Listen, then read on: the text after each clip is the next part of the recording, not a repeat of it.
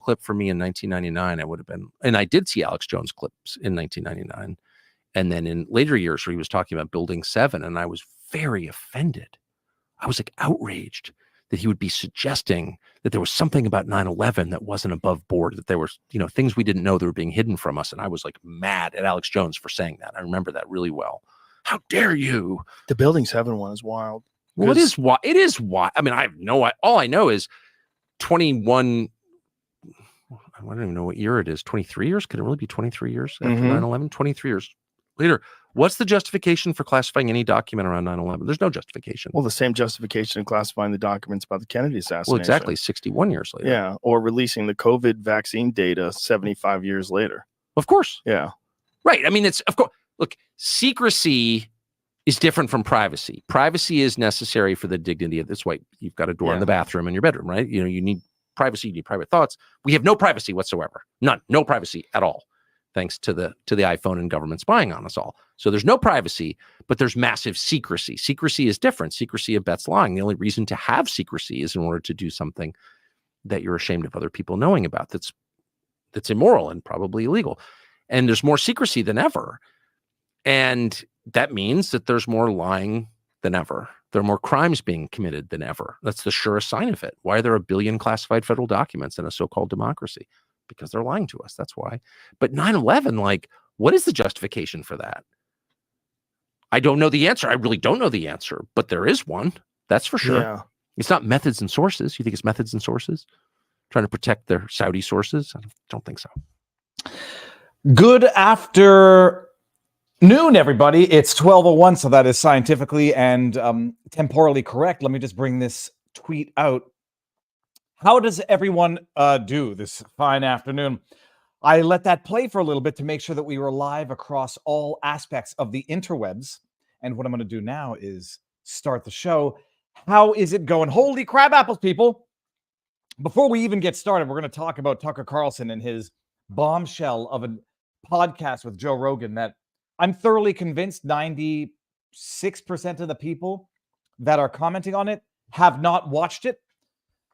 I don't know why the Daily Wire seems to be going hard against Tucker Carlson. I don't understand these internal conflicts, these internal politics that create division among, in theory, minds that should be ideologically aligned. But we're going to talk about it. But first, we're going to make sure we are live on Rumble. We are live on vivabarneslaw.locals.com. And good evening, everybody. Good afternoon. Oh, good evening in the good afternoon from the UK. I love crab apples, but not those. All righty, people. We've got a bunch of stuff to talk about today. But for those who are new to the channel and who are new to me, I am Viva Frei. That is my internet name, a random name that I picked out of the hat in 2014. It will be 10 years in November of this year. Holy crab apples, that's the election. November of this year will mark 10 years of my life on the internet from my first viral video in November 2014 of the squirrel stealing a GoPro and carrying it up a tree. David Walter Carlson, good afternoon. Julie Kelly on Substack has a great analysis on the Trump indictments. David, share it below. We're going to talk about Julie Kelly today as relates to one aspect of what was recently disclosed yesterday by Judge Eileen Cannon coming out of the Florida courts. We've got more to talk about than you can possibly imagine. But before we even get into the Tucker Carlson Daily Wire, I don't know why they are picking on Tucker Carlson, but maybe Tucker Carlson is, subtly jabbing the Daily Wire and they need to get back. I don't know. Before we get there, if you are new to the channel, I am Viva Frei, David Freiheit, a former Montreal litigator. I no longer practice law. I no longer maintain my Quebec bar license because I never anticipate practicing law again, certainly not in the province of Quebec. And all that was happening was I would pay $3,000 a year so that nincompoop jackass snowflakes on the Twitterverse can go file anonymous bar complaints because they don't like a tweet that I put out about Justin Trudeau. So, Spearhand, I thought that said Aviva is biased as hell now, and I took offense for a second. I'll take based over biased any day of the week. Former Montreal litigator turned current Florida rumbler, watching the world burn and trying to put out the fires with my salivas from my mouth. Holy hell. Today we're talking about the Trump trial. They had day 1 of the actual trial, but it's day 5 of the trial if you include jury duty, out of New York in the Alvin Bragg corrupt prosecution for the hush money, and I put it in quotes, election interference, and I put it in quotes, conspiracy to commit election fraud, election interference. We're going to get there. We're talking about that. We're going to also, en passant, because it covers the same subject, talk about the deal that they reached on the Surety in the other corrupt New York persecution before, yes, it was New York nipple judge Engoron and Leticia James. The $450 million judgment there. We're going to get to that as well. The attempt to bankrupt Trump. We're going to talk about what's going on in Canada because the proverbial poo-poo is hitting the fan. And you want to know what the world looks like when it's run by progressives, liberals, Democrats with a capital D, capital L, and big fat R? It looks like what you see in New York. It looks like what you see up in Canada. The new Democrat Party, the NDP, tabled a bill that would literally, and I mean literally, not like literally like Rachel Madcow, literally, we're going to get to her as well, criminalize speech that speaks favorably of fossil fuels. We're literally. Tucker Carlson, Rachel Madcow, and a bunch of other stuff. For those of you who don't know, these beautiful things here from Ian, you should try the water, Dave. It's really real. This crazy needs to hurry up and come to a head because the simulation is breaking. You know what I had this morning? Are my teeth green? Okay, they're not so green. I drank this, and it was surprisingly green. And I have a feeling something that it's going to make me expel from my body might be equally as green. But don't eat that. So these things here, these Rumble rants, super chats, tips. First of all, thank you very much. YouTube takes 30% of that. So if you want to support the channel in a way that does not enrich the platforms that don't necessarily act in your best interest, go to Rumble. Rumble has these things called Rumble rants. I don't have one yet to bring up, but I'll bring one up when I get it. Rumble takes 20% in a normal year. They don't take any percent this year. The best way, the absolute best way to support the channel is if you go over to vivabarneslaw.locals.com, $10 a month, or if you buy the year up front, $100, and I know it's not cheap, it'll be the best $100 you ever spend for exclusive information if you're a supporter. If you just want to be a member, no support whatsoever, although you could tip, you can do all sorts of things. Just become a member. We have a massive, beautiful, above-average community. They're so above average that they picked out my Tavo Tuesday. Hold on one second. Let me show this.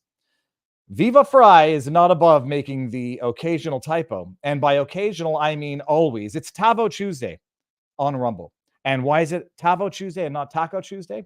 You would think it's a typo, but that would imply that I don't pay meticulous attention to my words and everything. I make typos all the time. It's a typo, but it's also Vegetarian Taco Tuesday. So enjoy that. Okay. Bias isn't always a bad thing. I can appreciate that, but no, I'm so not biased that I go and reassess myself, and that's one thing that we're going to touch on today, because I want to make sure that when I repeat allegations in a lawsuit, if there's a good argument for why those allegations are spurious, or if there's a fact check that debunks those allegations, I want to make sure I understand it, and we're going to clarify something as relates to the corrupt Judge Marchand and his corrupt daughter, Lauren Marchand, and some kerfuffle about her Twitter account. All right, but first, share the link out because I created this stream, as always, on short notice, because I create my streams like I was created myself. Short, and here we go. Look at this. Here's one. Here's a small sample from Mouse. Thank you. That's a Rumble rant, as we say. Oh, and by the way, when you're in Rumble, there's a little join button right next to the 413,000 subscribers, followers, amazing on Rumble. There's a little join button if you want to join the locals community. So thank you very much, Mouse. Let's get on with the show. Let's play that video again from the beginning. Tucker Carlson on Joe Rogan. And if you haven't seen it, you have to see it, because if you haven't seen it and all that you're doing is relying on people on Twitter snipping, clipping, showing highlights in order to understand what went on during that interview, you would think that Tucker Carlson got out there, said the earth is flat, the moon landing was fake, Bush did 9/11. What else did he get in trouble for? Oh yeah, the evolution doesn't exist. A number you would think that Tucker Carlson, instead of being a world-class, I don't say journalist, I'll say just a mind, a world-class respected mind, honest, self-reflective, you would think that he was the biggest jackass propagandist on the internet. I listened to this entire podcast. I listen to Joe Rogan every time when I go jogging. Put it up at like 1.2, 1.5. It was an amazing podcast. You have a man, what did he say? He says, the true test of humility is, can you be honest about yourself? And it's an amazing thing. And it's something that I think we should all strive for, but it's certainly something that I strive for, to be honest with myself. The easiest person to lie to is yourself. This is another highlight from the podcast, and I love it because it pokes a little fun at Liz Cheney and crybaby Adam Kinzinger. And they're also, a lot of them are violence worshipers. Like, they get off on war, they get off on hurting people, and on the power that imbues them with. And I think, the Liz Cheney model, you know what I mean? Like, someone like Liz Cheney, who's got like a really sad and barren personal life. A lot of them are this way: weird personal life, failed personal life. Like, they don't have people who love them. They don't have kids who respect them. And so Adam Kinzinger or whatever, they're all kind of the same. The more broken they are inside, the more focused they are on like war and foreign policy, because it gives them a feeling of power and strength and success. Like, I can't get my wife to respect me. I can't get my kids to listen to me. I can't pass any meaningful domestic agenda. But what I can do is bomb the living shit out of a foreign country. And how do you listen to that and not love that? And anybody who's been involved in any sort of professional sphere where people are imbued with a great degree of power, and I say this as a lawyer who practiced for 13 plus years, you get in front of judges and you might be inclined to notice this type of phenomenon as well. They are people who are not all of them, but a statistical overrepresentation of judges tend to be, on the one hand, not failed lawyers, but when you become a judge, if you're a successful lawyer, you're taking a pay cut, not a pay raise. And so the lawyers that become judges, to the extent they're taking pay raises, they weren't the most successful lawyers, at the very least in terms of financial remuneration, because nobody goes from $1 million a year in private practice to $250,000 a year to become a judge, unless what they're after is not money, but power. However, that being said, you will find people who get the appointment and they're going to go from 100 to 150 to $250,000 with lifetimes of benefits and a massive stick of power that they get to wield over all of the lawyers with whom they just practiced. So, and a lot of them, you ultimately find out, have questionable personal lives, multiple divorces, family issues, alcohol issues, consumption issues. Not all of them by any means, but a statistical significant amount, an observable amount. And Tucker, during this interview, is talking about these, call them corrupt, I'll just call them evil politicians. They are, by and large, a lot of them were lawyers. It's not a coincidence. Broken people, angry people, and people who get off on controlling others. And Tucker's talking about foreign policy. Tucker went on to talk about, this is what we're going to, lead us into the Daily Wire dispute, that he thinks, bombing Japan, Hiroshima and Nagasaki, with the ultimate flex of godly powers, was an act of evil. And anybody who justifies killing 180,000 civilians with the snap of the fingers, anyone who justifies that is evil as well. But I love it.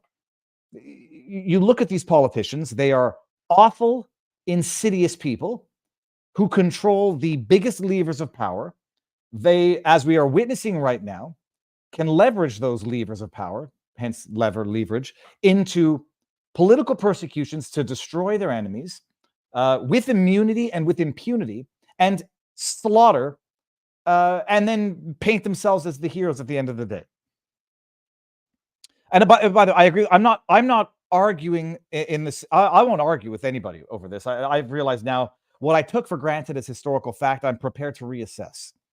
I won't argue with anybody, but I certainly won't call someone who says killing 180,000 people, civilians, instantaneously evil. I won't call that person prima facie wrong. I would say prima facie dropping a nuclear bomb, especially if it wasn't as necessary as history might have assured us, that someone saying that that's evil, I'm not prepared to immediately write that person off, as are other people. Which brings us into the Daily Wire beef with Tucker Carlson. And it goes back. I mean, I know it goes back to other issues where they at one point said, just asking questions is code for making a strong suggestion, which may or may not be the case. But just asking questions, even if it's made with the purpose of making a strong suggestion, is not the reason that you get to write off someone's just asking questions, even if it is, in fact, a loaded question. But this is, I come across it, I watch it. It's important to watch that with which you disagree, to understand that with which you think you might disagree. This is Ben Shapiro, put out a longer piece. It's 20-some odd minutes, and I just clipped one part of it. This is what he has to say about Tucker Carlson. Okay, actually, what would be childish is to assume that there are no other players in the world, for example, trying to develop nuclear weapons. The fact is the Nazis were trying to develop nuclear weapons. There was, in fact, a nuclear arms race that was happening at the time. Not only that, as it turns out, the Soviet Union then developed nuclear weapons. And it is mutually assured destruction and nuclear deterrence that has kept the world largely from sinking into another World War III-like mass casualty morass because of the horror of dropping the nuclear bomb on Hiroshima and Nagasaki in the first place. By the way, when he says things like, how exactly would you justify, why are we talking about how many lives it would save? It's just wrong to drop the bomb. Well, no, actually, if you end up saving more lives than are cost by the dropping of the atomic bomb, then it is morally justified to drop the atomic bomb. And that happens to be the reality of the situation. Okay, actually, what would be... There's actually so many things that I fundamentally would be inclined to disagree with here. Conflating, by the way, the consequentialist calculation with the moral calculation. The argument is if you kill 10 people to save 100, then it's morally justified to kill 10 people. From a consequentialist perspective, maybe, but not necessarily from a morality perspective. And this was actually, my goodness, one day I'll be able to find my philosophy thesis. This was actually my philosophy thesis, that the idea of consequentialism does not actually maximize moral good unless all that you're doing is maximizing moral good, which you are not doing by willingly killing people in order to preserve or prevent the killing of more people. In fact, all that you're doing is maximizing the evil. And that if you have a consequentialist theory without integrating deontology with it, deontological imperatives, and what I called deontological consequentialism, if you're not implementing a form of deontological consequentialism, and all it is a matter of numbers, you're not maximizing the good at all, and you shouldn't call it morality, just call it math. Ben Shapiro comes out and says two things which I think are very questionable, and two things which, more simply put, you would actually be surprised to see who might agree with it. Targeting civilians to coerce the capitulation of an enemy government is morally justified. If I got it on the one hand, so targeting civilians to compel the capitulation of a government, if that government won't capitulate, can be justified. There's a number of people and groups who might agree with that, and bombing and killing 150, 200,000 people, if speculatively it, as the argument goes, would save more lives, then it's morally justifiable. I can think of a number of people who would agree with that as well, and they're not necessarily people with whom you'd want to be agreeing. It might actually be very ironic that these are the very people right now that Ben is rightly opposing and rightly condemning. And yes, I am talking about the Hamases of the world. I'm talking about other terrorist organizations which say, yeah, if the only way that we can get full capitulation from the government is by targeting civilians, so be it. Fair game. And by the way, I have no doubt that people out there would say, well, if we just wipe off a certain country from the map, it'll prevent more people from dying in the long run. Well, I'm sure people would make that argument as well. So there are two very, very spurious arguments to be made in support of dropping the atomic bomb. The underlying point here also that Ben was making is that there was an arms race, and that it was only through America dropping the bomb that it deterred other nations from developing and dropping the atomic bomb because they saw the destruction. I'm not sure I believe that. I'm not sure I'm convinced by that. But the flip side to that is, well, had the Nazis or had the Soviets gotten the bomb first and used it, well, then we would have capitulated, and it would have been morally right for them to have done it because it would have preserved and saved more people from dying by them using the ultimate godlike form of violence, the nuclear bomb.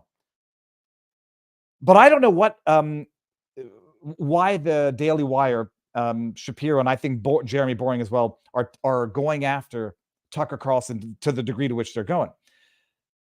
All that I know is you see Tucker Carlson come out on Rogan and say it was evil to drop 2 nuclear bombs on a civilian population to coerce the capitulation of the government. One may disagree with that, but from I don't know, a moral perspective, I think it's very difficult to call Tucker Carlson wrong, evil, for espousing the belief that killing hundreds of thousands of civilians to compel surrender is evil. The flip side to this, and I said this in a tweet, nobody really cares. I don't think Shapiro's reading my tweets anyhow, but having lived long enough now, having seen what the government will do simply because they have the tools with which to do it, I am prepared to entertain the notion that maybe what we read in the history books is not what we were told it was from the very beginning, from the get-go. History is written by the victors, true. And the narrative was that unless America dropped the bomb, Japan would have never surrendered. It would have cost hundreds of thousands of American lives to invade and conquer Japan. It would have been an endless war like Vietnam on steroids. That's the narrative. The flip side is there is a counter narrative that, according to at least 3 big voices of the time, it wasn't necessary to drop the nuclear bomb. Japan was already on the verge of capitulating anyhow. The irony and where I ask the questions, and I'm not asking questions with a loaded conclusion. I'm actually asking the questions. Japan would never surrender. They would fight to the death, which is why it was necessary to drop the atomic bomb, after which they surrendered. That argument doesn't make sense. They would fight to the death. They were kamikaze killers. They were never going to surrender. It was death before dishonor.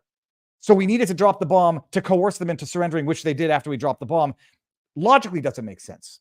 Having lived long enough to see that the government will use the tools that it has simply for the purpose of using the tools that it has, because what's the point of having them if you don't use them? Waco. That might be the only good example I can come up with offhand. I'm prepared to maybe contemplate the idea that they had developed this. They wanted to flex it after Germany surrendered in April. I think Hitler committed suicide, if you believe that, on April 30th, 1945, and Japan surrendered in September after the bomb. I mean, once Germany surrendered, Italy had already surrendered. How much longer could a war with an imperialist Japan have lasted? Imperialist Japan is going to go conquer the rest of the world after Germany has already surrendered? They would never surrender, but they surrendered after the atomic bomb, which is why it was necessary to drop the atomic bomb, because they would never surrender. They would fight to the death. So it doesn't make sense necessarily. I can understand that there's an argument to be made on the other side. And I don't know why they're giving Tucker Carlson such a hard time for floating this idea. It's almost, if someone really wants to get tinfoil conspiracy theory hat, it's almost as though they are trying to normalize the idea of killing massive amounts of civilians for the purposes of coercing full capitulation of governments. Are they trying to normalize what the argument might be if they decide to do something similar to another country today? Won't name any names, but it rhymes with Prussia. Like it's an amazing thing that it seems that they're building a modern day argument for doing the exact same thing again now. Well, if it means killing 200,000 Russians to prevent the speculative loss of more lives, then it's morally justified. It's morally required to drop nuclear bombs on another nation and kill hundreds of thousands of civilians to coerce the full, unequivocal capitulation of an imperialist government that was Japan. I mean, all of this applies mutatis mutandis to the argument that could be made for doing the exact same thing to Russia today. Not that I'm getting conspiracy theory tinfoiled hat, but past is prologue. And when you see them normalizing the abnormal in real time, it causes people to ask questions. Okay, so that's it. That's Tucker Carlson. It's a phenomenal interview. It's a phenomenal discussion. And let me see something here. Jeremy Boring said, it's not critical thinking to say that America never landed on the moon or that George W. Bush orchestrated 9/11 attacks. It's rejection of critical thinking. That's what, let me just make sure that we're on the right thing here. That is what Jeremy Boring said in response to Patrick Bet David, who said, Jeremy, isn't the entire premise of being a critical thinker to question things? Some of the best podcasters and influencers are those who ask questions no one else is asking. Being anti-establishment is to question the establishment's motive. No, then we have to follow this rabbit hole down. People who deny the moon landing or suggest America is evil for its use of the atomic bombs against Imperial Japan, or whoever say George W. Bush was behind this country, hate this country. All right. And when someone said, Viva, you're supposing that Jeremy's talking about Tucker Carlson. No, I'm not. He was. as was Ben Shapiro. And I don't know what the war on Tucker Carlson is all about, or why certain players are jumping in on this war, which traditionally and hitherto had only been waged by one side of the political ideological spectrum. How dare YouTube show a commercial while David is talking? I say, don't get too angry, because that's how David, while he's talking, remains monetized, and through multiple means continues to be able to do what I'm doing right now. So that's what I have to say about Tucker Carlson. Great interview. Listen to it. I don't know why the Daily Wire is picking a fight with him. I don't think it's a wise thing to do. I think that it's a strategic mistake, and I also think that it's I think that they're wrong also in the attack. But set that aside. That is that. Tommy Robinson trial, no case to answer, not guilty, but judge doesn't award $60,000 in costs. Okay, so oh, that's very good. Well, I'll get Tommy back on to talk about that. Let me screen grab this so that I can save that. Let me see if I can't. Sorry, this is breaking news to me, so hold on. Tommy! Oi, Tommy Robinson. Let's see what the news is. Bring up the news. Tommy Robinson case thrown out over incorrect police report. Oh, is that going to irritate some people? Okay, so hold on. I had Tommy on a few weeks ago. Tommy Robinson case collapses over police paperwork. Dude has been through more than anybody should go through and remains undeterred. It's amazing. Controversial. Yeah, he's controversial because the media says he's controversial, so they get to report on how he's controversial. Activist. Tommy Robinson has been cleared of breaching a dispersal order after a judge ruled that the power had not been legally authorized. The 41-year-old, his real name is Stephen Yaxley Lennon, they got him there, was arrested at a march against anti-Semitism after organizers said he would not be welcome. Hold on. I was told he's anti-Semitic. He's at a march against anti-Semitism. I'm being facetious. I talked about this with him. A senior Met police officer who signed the dispersal order had previously told Westminster Magistrates Court he had used the wrong date. Oh, that's a problem. On Tuesday, District Judge Daniel Sternberg ruled there was no case to answer. The responsibility of policing certain aspects of the protest, which was being held in Westminster Central, fell to Inspector Steve Parker Phillips. The court heard the inspector imposed a Section 35 order, yada, yada, yada, against the... sorry, actually, I'll read that. Under the Crime and Policing Act 2014, when he thought a, quote, right-wing group, end quote, could potentially be attending, whose laptop battery was dying, put the order in place at 10 on November 26, but accidentally dated it to November 24. His defense lawyer, Alistair King's counsel, said litany of catastrophic errors in the Met's handling of the incident. Okay, well, that's good news. Oh, lordy, lordy. Okay, that's good news. I mean, some mild good news. I put the wrong date on my paperwork one time. What a nightmare. Okay. Okay, people, hold on a second. We got here in this Inf MDA. David, the Daily Wire is going after Tucker for two reasons. They want to justify the annexation of Gaza, and they want to vilify Tucker as insane in the conservative sphere. So they are leading the pundits. I mean, I'm sensitive to those arguments. But yeah, I like Tucker Carlson. Until proof to the contrary, I only like him more with each passing day after hearing him more and more and not liking him less. All right. Do we, we're going to take the party on over to Rumble. We are. Let me see. Hold on a second. Have I not been on Rumble in a while? Hold on. Let's see this here. There's one. We're gonna move on over to Rumble. The link is in the pinned comment, so start making your ways over there. 1,547 people on YouTube.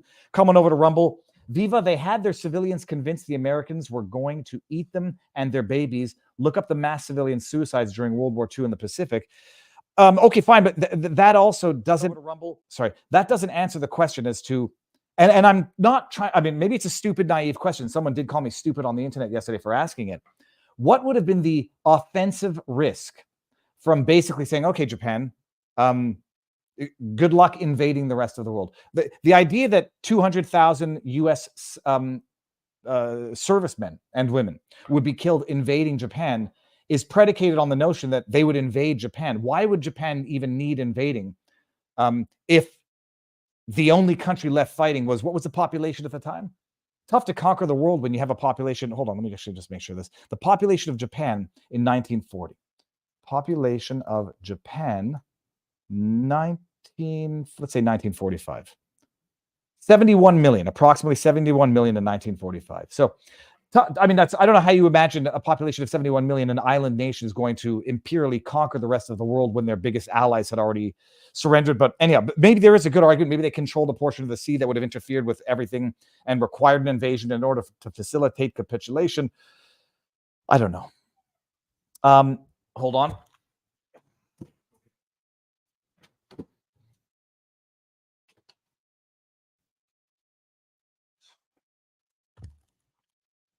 But that is it. Okay, good. The number has dropped down to under 1,400. We're going to deal with Trump and more over on Rumble. But let me give everybody the link to Rumble. And if you want to come directly over to Locals, Vincent's in the house. Locals. No, this is Rumble. Rumble, boom. And then Locals. Oh, come on. Locals is here. Vinny Oceana. That's not him. Vinny Oceana is right here. Capitulation. Unreserved total capitulation.